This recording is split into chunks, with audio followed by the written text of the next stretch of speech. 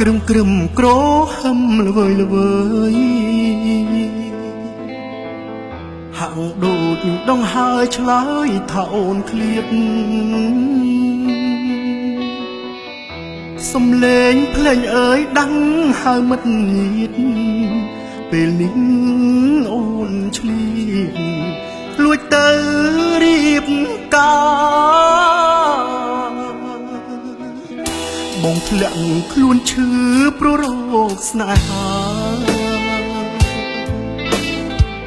ស្ទើរសូមសង្ខារជីវ៉ាមកឌឺ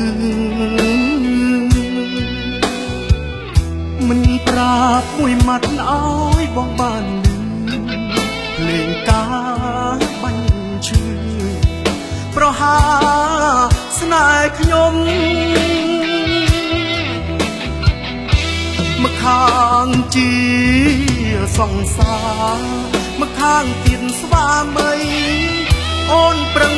កលៃបំផ្លៃចាំទុំចោតពុក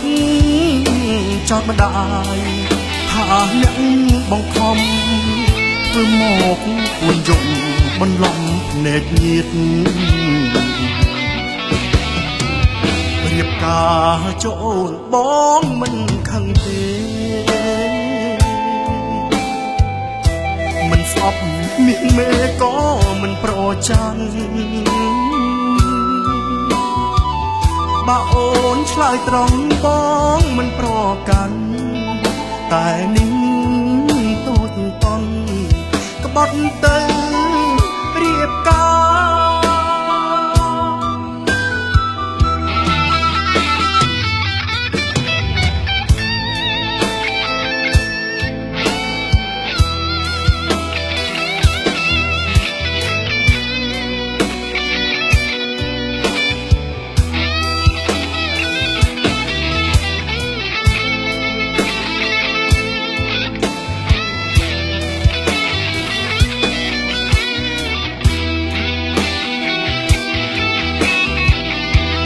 ខាងជា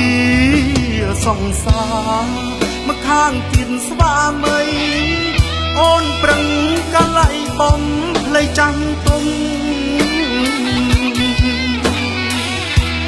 ចោតពុកចោតម្ដាយថាអ្នកបង្ខំធ្វើមកគួនយំបន្លំភ្នែកញាតរៀបការចូលបងមិនខឹងទេមិនស្អប់មាសមេក៏មិនប្រចាំបើអូនឆ្លើយត្រង់បងមិនប្រកាន់តែនេះតូចតន់ក្បត់ទៅ